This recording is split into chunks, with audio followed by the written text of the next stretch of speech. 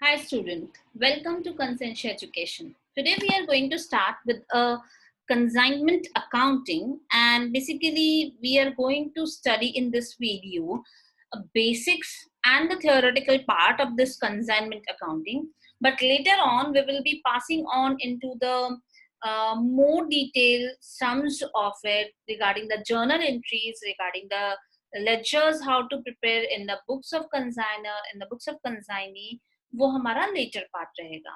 So what is consignment accounting, हम वहां से स्टार्ट करते हैं. Okay, definition and its special feature. Consign, what it means, consign means to send. Okay, आप किसी को सेंड कर रहे हो, कंसाइन कर रहे हो, राइट?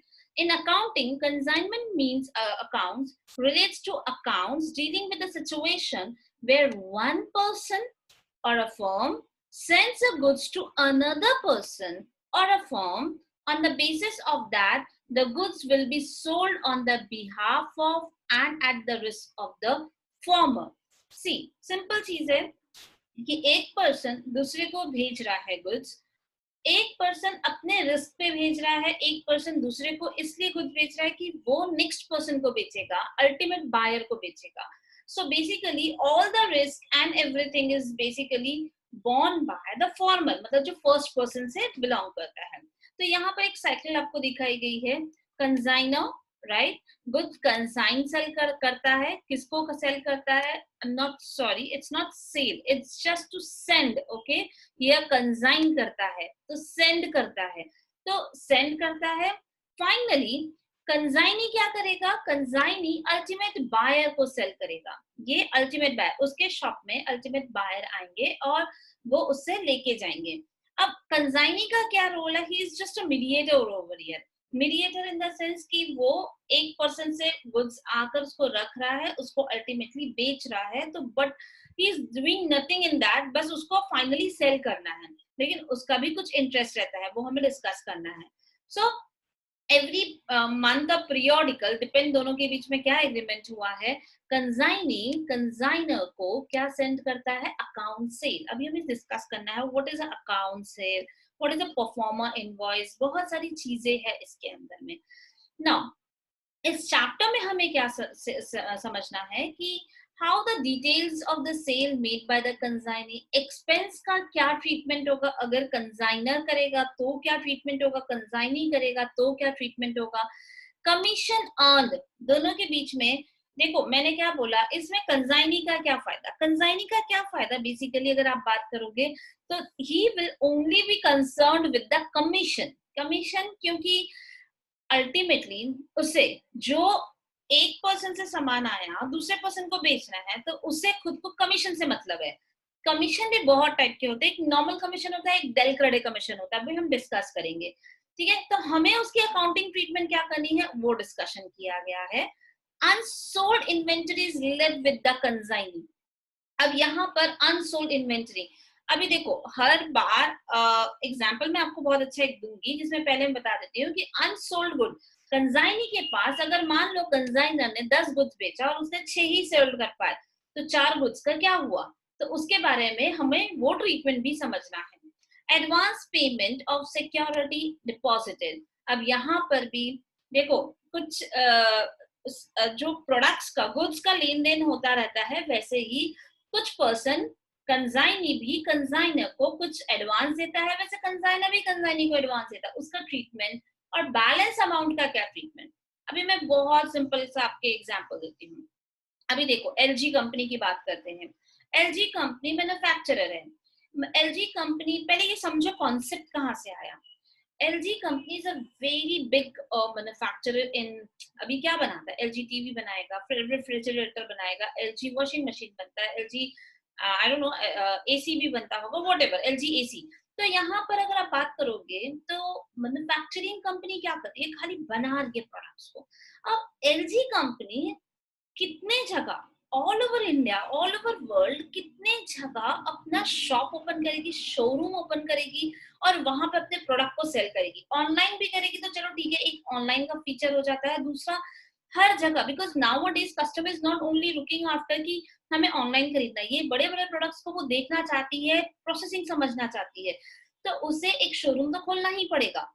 बट अब शोरूम की बात आती है तो भाई कितना इन्वेस्टमेंट करे, कितनी जगह ले, कितनी जगह रेंट पे करे, कितने लोगों को हायर करे। Instead of that what they do, ये कंसाइनर, ये बन जाते हैं कंसाइनर टाइप्स। अब जैसे क्रोमा हो गया, आपका विजय सेल्स हो गया, और वहां पर जाकर वो अपने गुड्स को भेज देते हैं, उनके संग टाइप्स करते हैं। What they do in the types, ये इनको प्रोडक्ट्स भेज देते हैं, वो बोलते हैं आप अल्टीमेटली सेल करो, ठीक है। हम 1000 रुपए की चीज बेच रहे हैं, 10,000 रुपए की बीच बेच रहे हैं, आप, अब मैं आपको 10,000 में दे रहा हूँ, आप 12,000 में बेचो, राइट। तो बीच में कमीशन ले लो, परसेंटेज भी कमीशन का डिफरेंट है, अलग अलग टर्म्स पे होता है। अभी मैंने यहाँ पर क्लियर नहीं किया आपको कि कौन से टर्म्स पे होता है, लेकिन अलग अलग टर्म्स पे ये लोग करते हैं। कोई बोलता है कि आप जितना प्रॉफिट कमाना है कमाओ, मैं आपको 10,000 में दूंगा। एक बोलता है मेरी 10,000 की चीज 15,000 में ही बेचो। कोई बोलता है कि उसमें से कमीशन आप निकाल लो। तो अलग अलग टर्म्स एंड कंडीशंस होते हैं। तो यहाँ पर अगर आप बात करोगे तो कंसाइनर कंसाइनी को जब भेजा, तो इन दैट केस ये पूरा का पूरा विजय सेल्स क्रोमा बन गए कंसाइनी। अब वो हम जैसे लोग जाएंगे वहां पर, हम खरीदेंगे प्रोडक्ट को, अल्टीमेट सेल होगा वो हमें।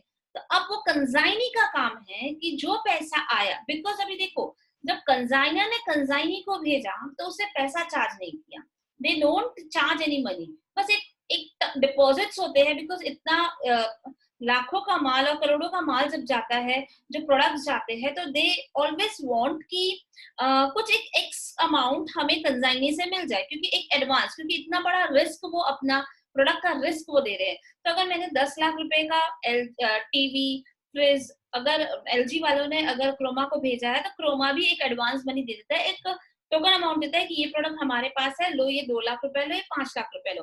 This is something called advance. Sale नहीं हुआ है लेकिन एडवांस देके रख दिया है। अब कंसाइनी, लाइक कंसाइनी मतलब कौन हो गए यहाँ पर, अब विजय सेल्स, वो हमें प्रोडक्ट्स बेचेगा, एंड फाइनली जब प्रोडक्ट बेचेगा तो उसे जो मनी मिलेगा he will remit it to the consignor. अब उसी में वो जो 2 लाख 3 लाख का जो हमने उसके संग एडवांस का एडजस्टमेंट किया था, वो उसके संग सेट ऑफ करेगा। तो यहाँ पर अब ये पूरे ट्रीटमेंट की बात करोगे तो एलजी वाले को कैसे बुक्स ऑफ अकाउंट मेंटेन करना है, दैट इज कॉल्ड कंसाइनर। और क्रोमा और विजय सेल्स वाले को कैसे बुक्स ऑफ अकाउंट मेंटेन करना, दैट इज कंसाइनी। और कंसाइन, अभी कंसाइनर हर अपने कंसाइनी से, चाहे वो दिल्ली में बैठा हो, चेन्नई में बैठा हो, कैलकाटा में बैठा हो, कहीं पर भी बैठा हो, कोल्हापुर में बैठा हो, लेकिन उससे उससे डिटेल्स हर मंथ ही मंगाना पड़ेगा। भाई हमारे कितने प्रोडक्ट्स आपके पास पड़े हैं, आपने कितने प्रोडक्ट सेल कर दिए, आपका प्रोडक्ट, मेरा क्लोजिंग स्टॉक क्या लिखूं मैं अपने बैलेंस शीट में। तो यहाँ पर अलग अलग कंसाइनी से अकाउंट सेल्स भी मंगाना पड़ता है। That is why return consignee क्या भेजेगा, as per the terms consignor को अपना कितना इन्वेंटरी है, अकाउंट सेल कितना सेल हुआ, किस प्राइस पे सेल हुआ, और उसने अपना कमीशन कितना रखा, वो सब डिटेल्स यहाँ पर वो देगा, राइट। तो ये हमारा पूरा साइकिल है जिसको आप LG and Croma, Vijay Sales, या एक्स पर्सन, जो पर्सन डीलरशिप लेके रखा है, कंसाइनी कंसाइनी बन के रखा हुआ, उनके संग आप समझ सकते हो। This is a very great business model going on. Okay, now we'll move further. We'll first understand the terms used over here.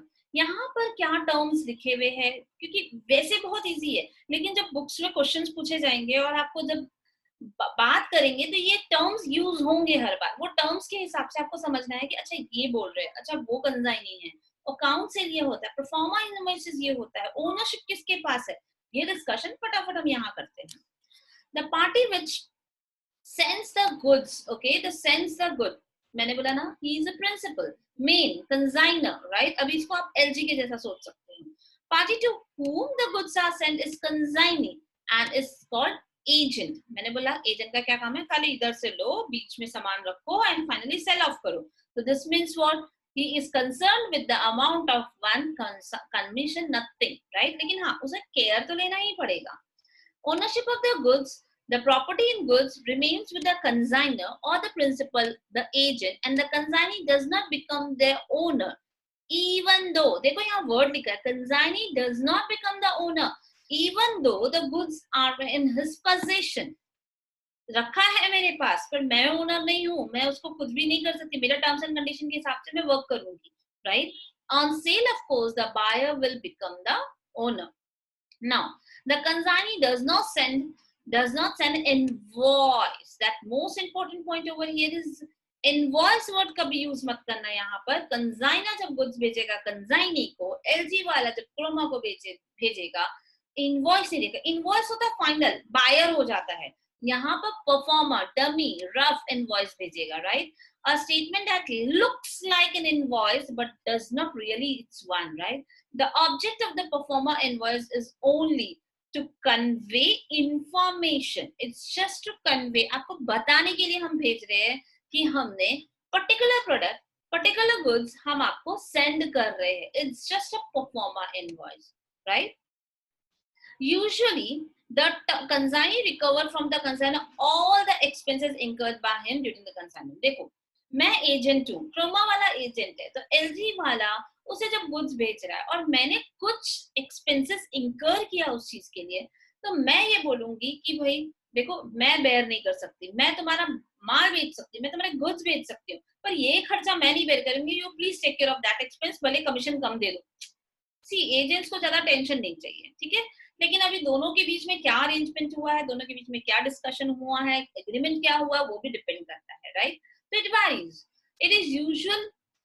It also usual for a consignee to give an advance to the consigner. मैंने क्या बोला?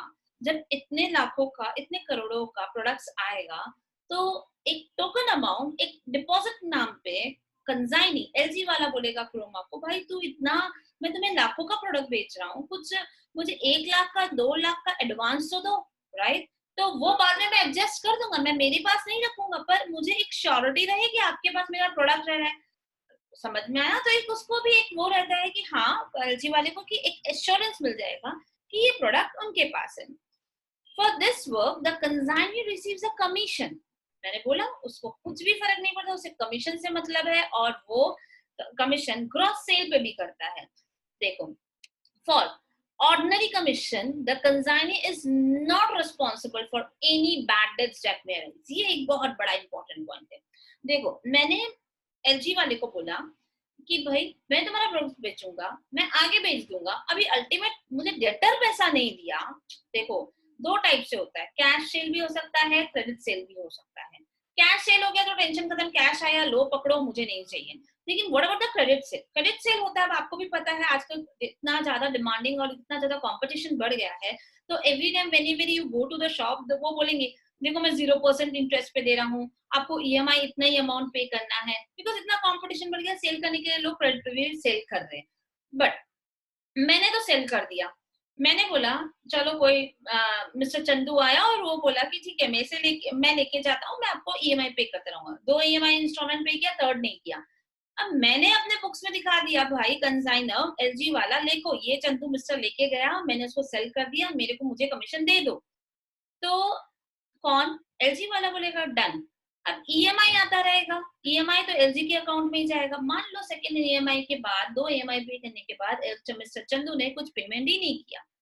अब who is responsible for that, right? LG वाला बोलेगा Croma no, because मैंने तो cell कर दिया, मुझे नहीं पता था, मुझे उसने कमिटमेंट दिया, चेक्स दिया, उसके चेक्स बाउंस हो गए, तो मैं क्या कर सकता हूँ? तो इस केस में जो भी बैड डेट्स है, जो भी मिस्टर चंदू ने नहीं पे किया, वो कौन बेयर करेगा? एलजी वाला, right? Because consignee is nothing to do with. He has done the sale with a genuine purpose, with all check, जो भी डिटेल्स और जो भी हमको लेना चाहिए डॉक्यूमेंट्स, उसके हिसाब से सेल हो गया. अब मुझे क्या मालूम था कि 2 महीने के बाद वो देगा नहीं, राइट? तो ये कब होता है? जब मुझे रिस्पॉन्सिबिलिटी नहीं दी जाती है, तो कंसाइनी को एक नॉर्मल कमीशन दिया जाता है, से 5%, राइट? लेकिन अगर एलजी वाले के लिए तो हेडेक, अगर हर कोई पूरे ऑल ओवर इंडिया हर कोई क्रेडिट में सेल कर रहा है और चेक्स बाउंस हो रहे हैं, तो एलजी वाले को प्रॉब्लम, कंसाइनर को प्रॉब्लम. वो बोलेगा यार मैं क्या करूं? अभी साउथ में केरला में एक शॉप है, वो शॉप में अगर मैं जाता हूँ, मैंने कंसाइनी बनाया और वहां के 2-3 लोगों ने बैड डेट्स कर दिया, मैं यहाँ से किसको भेजूंगा रिकवरी करने? मैं कितना फॉलो अप करूंगा? ऐसे तो मेरा पूरा डूबता जाएगा, like I will be bankrupt in that case. तो व्हाट ही डिसाइडेड कि अगर ऐसा रहा तो कैसे चलेगा? तो instead of that, see I am sitting in Mumbai, Kerala वाला केरला के प्लेस को जानता है, दिल्ली वाला दिल्ली के प्लेस को जानता है, बिहार वाले प्लेस को जानते हैं. तो मैं किधर किधर अपने लोगों को भेजकर रिकवरी करवाऊंगा बैड डेट्स का? तो instead of that better to lose extra commission, लेकिन उनके घर की रिस्पॉन्सिबिलिटी उनको दे दो. फॉर एग्जाम्पल, केरला में अगर कोई शॉप है और वो शॉप में मतलब मेरा कंजाइनी बैठा है और वहां पर 10 लोगों को उसने सेल किया, उसमें 3 लोगों को बैड डेट्स हो गए, तो ही नो उसकी उसको डील कैसे करना है, किस लोगों को बुलाकर उनसे रिकवरी करवाने हैं. ही नोज द प्लेस जहां पर उनके खुद के यू कैन से रिकवरी वाले बैठे, they are something like turn off that place, like वो उनके पूरा हैरेस करके वो रिकवरी कर लेते हैं. लेकिन अगर मैं मुंबई से जाके वहां करूं तो कैसे पॉसिबल है. तो दे हैव डिसाइडेड कंसाइनर कि चलो यार 5% से अच्छा इसको कमीशन 2% एक्स्ट्रा दे दो, 7% टोटल कमीशन दे दो और बैड डेट्स का भार उसके सर पे डाल दो. मुझे नहीं लेना देना, मुझे सिर्फ सेल अमाउंट से मतलब है. बैड डेट्स हुआ तो तुम समझो, I am giving you extra commission for that, right. And if the agent will all be responsible for bad debt everything, but उसके लिए हम उसको क्या दे रहे हैं, commission, extra to commission. Bad debts बहुत हुआ तो हम बच गए, हमें 2% ही देना पड़ा. बैड डेट्स कम हुआ तो भी हमारा खर्चा हो गया 2%, हम कुछ नहीं कर सकते. बट अल्टीमेट रिस्पॉन्सिबिलिटी किसकी आ जाएगी, एजेंट की आ जाएगी. So for ordinary commission the consignee is not responsible for any bad debt that may arise. If the agent is to be made responsible for bad debt, अगर हम agent, right, केरले वाला consignee को हम उसको responsible कर दें, he is to be paid commission called del credit commission, right, extra commission. It is calculated on total sale, not merely on the credit sale. समझ में आया. क्रेडिट सेल के ऊपर नहीं. मैंने क्या बोला, एलजी वाला बोलेगा कि भाई तूने जितना सेल किया बस उस पे मुझे दे, मैं उस पे तुमको कमीशन दे दूंगा, उसके बाद जो हुआ तुम समझो. ठीक है. Now periodically the consignee ends to the consigner a statement. मैंने बोला ना periodically, fortnightly भी हो सकता है और it can be your monthly, right. Account cell भेजेगा, a set out the sales made by the consignee, the expense incurred on the behalf of the consigner. बोलेगा भाई मैंने, जैसे आप बिल देते हो ना अपना कि मैंने ये देखो मैं यहाँ इतना सेल करके आया ₹1,00,000 का, उसके सामने मैंने 5,000 का खर्चा किया, मेरा कमीशन 5,000 का, लो आपको मैं 90,000 बैलेंस पकड़ो मेरा. So this is what the account sales says, right?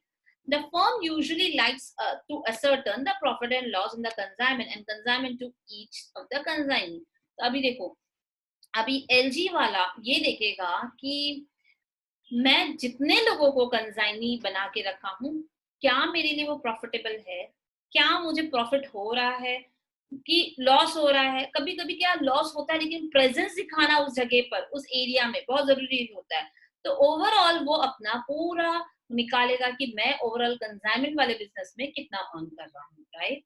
उसके बारे में ये पूरा हमने डिस्कस किया.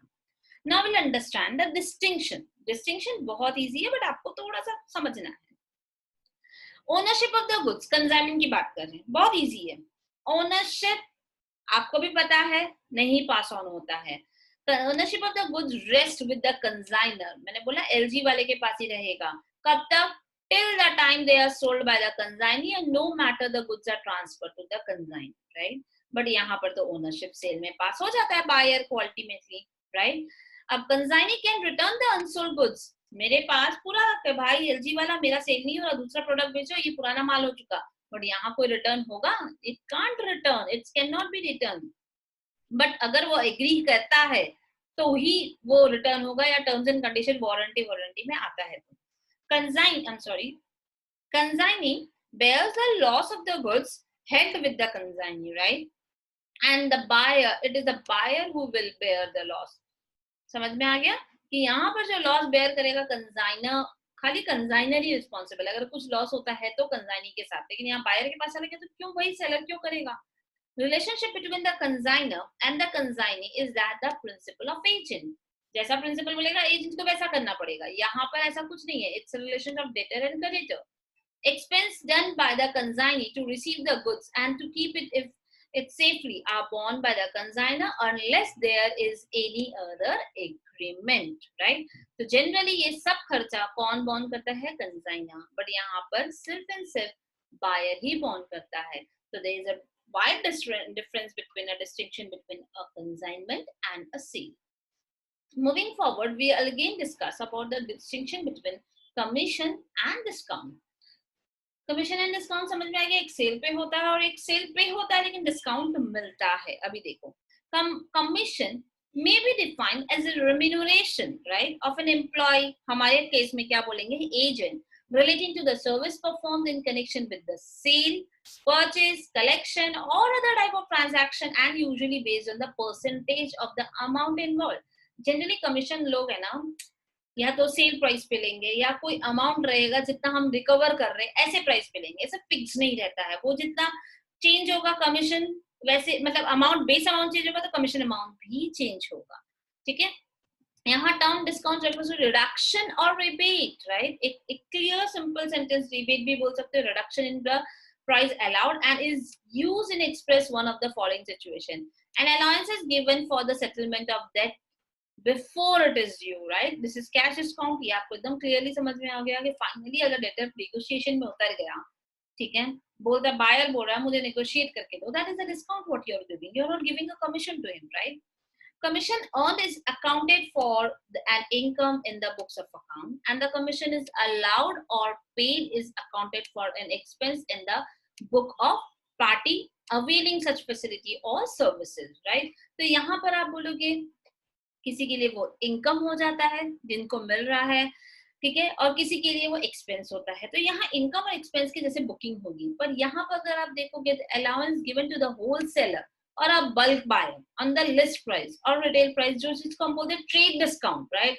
हम उसको बुक्स में कभी दिखाते ही नहीं है, ट्रेड डिस्काउंट तो कभी दिखाते ही नहीं है, तो वो बाहर हो गया पिक्चर से, right. A trade discount is not shown in the books of accounts separately and it is shown on the deduction from the cost, right? तो ये डिस्काउंट कभी किसी के लिए आप बोल सकते हो, अगर आप ओवरऑल कैश डिस्काउंट बोलोगे तो किसी के लिए खर्चा होगा तो जरूरी नहीं किसी के लिए इनकम हो, बट यहाँ पर अगर आपका किसी के लिए खर्चा है तो इनकम भी काउंट होता है। चलो आगे बढ़ेंगे, वेरी इजी, ज्यादा टफ नहीं है, बस कॉन्सेप्ट पे ध्यान दो। कॉन्सेप्ट क्लियर है तो हर टाइप के ट्रांजैक्शन प्रैक्टिकली सोचोगे तो क्लियर रहेगा, ठीक है। प्रैक्टिकली सोचना है, जैसे मैंने आपको एलजी और इसका एग्जांपल दिया। अब हम आएंगे accounting in the books of consignor. अब कंसाइनर कौन है, दिमाग में घंटी बजनी चाहिए, कंसाइनर इज आवर एलजी वाला, राइट। अब कंसाइनर क्या करता है, अब कंसाइनर को देखो कितने लोगों को मतलब पैन इंडिया वर्ल्ड उनको पूरे अलग अलग लोगों से डील करना है, तो वो क्या करेगा, एक डमी अकाउंट बनाएगा, कंसाइनमेंट अकाउंट। वो consignment account it's something called a nominal account, जहां पर डेबिट खर्चा भी होगा, क्रेडिट इनकम भी होगा, mix and match trading PNL का कॉम्बिनेशन बन के आता है, ठीक है। तो बस आपको ये ध्यान रखना है, कंसाइनर कुछ भी पोस्टिंग करेगा, अगर किसी consignment account, Kanpur consignment account, मतलब अलग अलग, कानपुर हो गया, दिल्ली हो गया, केरला हो गया, अलग अलग नाम से बनेगा, राइट। तो अभी किसको क्या भेज रहा है, क्योंकि उसको बाइफरकेट भी तो होना चाहिए, केरला वाले के संग कितना डीलिंग हुआ, बिहार वाले के संग कितना डीलिंग हुआ, मुंबई वाले के संग कितना डीलिंग हुआ, उसके नाम से समझ में आएगा, right. When the goods are consigned or dispatched, जैसे ही कंसाइनर भेजेगा, अभी सोचो खाली दिमाग में कि हम एलजी वाले हैं, हम जब गुड्स भेजेंगे, राइट, तो consignment account debit to goods sent on consignment account, right. एक अकाउंट बहुत इंपॉर्टेंट पिक्चर में आएगा, that is called goods sent on consignment account. इसको हम बाद में देखेंगे क्या होने वाला है, राइट।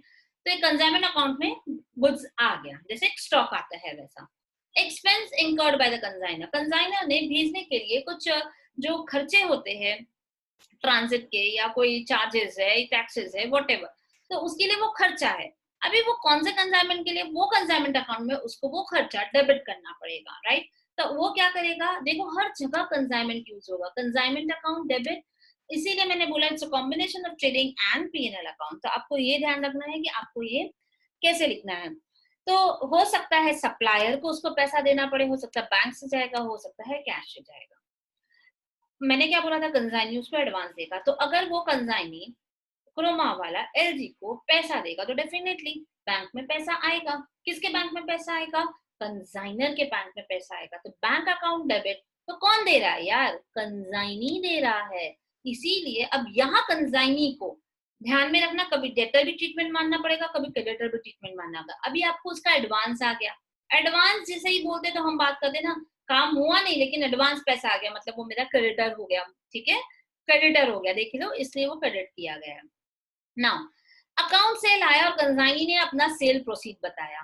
तो कंसाइनी जब अपना सेल प्रोसीड बताता है, अकाउंट सेल कौन भेज रहा है मैंने आपको पहले भी बताया था, कंसाइनी भेजता है कंसाइनर को, क्रोमा वाला भेजेगा एलजी वाले को, राइट।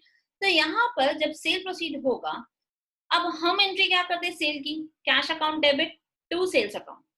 हमने क्या बात किया यहाँ, सेल्स हो परचेज हो कुछ भी हो, हम कंसाइनमेंट अकाउंट को लेकर आएंगे पिक्चर में, राइट। तो मैंने देखो ये सेल्स की जगह कंसाइनमेंट अकाउंट डाल दिया।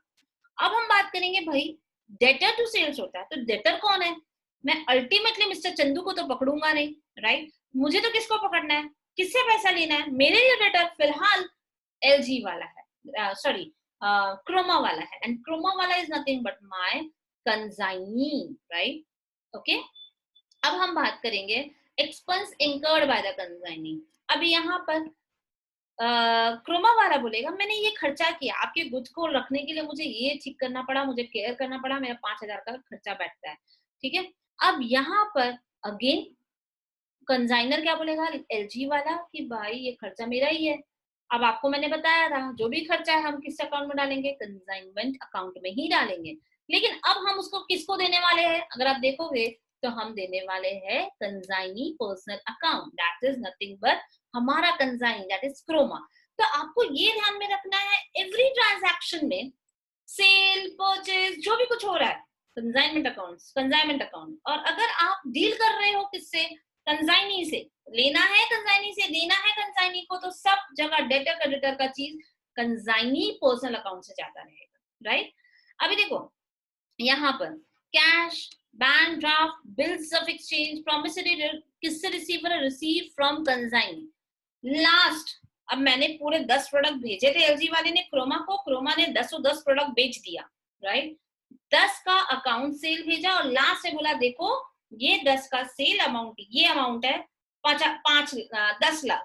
अब 10 लाख का मैं तुम्हें क्या दूं, तुम बोलो, चेक दूं, कैश दूं, प्रॉमिसरी नोट दूं, बिल्स रिसीवेबल दूं, whatever you want to give, right. तो वो दूं, समझ में आया। तो यहाँ पर किसको आ रहा है ये पैसा, किसका बुक्स है ये, कंसाइनर का बुक्स है। तो किसको आ रहा है पैसा, कंसाइनर को आ रहा है। अगेन दिमाग में घंटी, एलजी वाले को। तो cash account, bank account, bills receivable account किससे आ रहा है, बायर से नहीं आ रहा है, मिस्टर चंदू और मिस्टर ए मिस्टर बी से नहीं आ रहा है, किससे आ रहा है, कंसाइनी से आ रहा है। तो देखो मैंने वापस से यहाँ पर पर्सनल अकाउंट को कर दिया, क्लियर। डोंट वरी, जब हम आगे पहुंचेंगे, बहुत सारे जर्नल एंट्री पास करेंगे, धीरे धीरे हम बार बार इसी कॉन्सेप्ट को रिपीट करते रहेंगे, क्लियर है, फिर क्या टेंशन। देन बैड डेट्स, मैंने आपको क्या बोला था, बैड डेट्स का बहुत बड़ा पॉइंट है।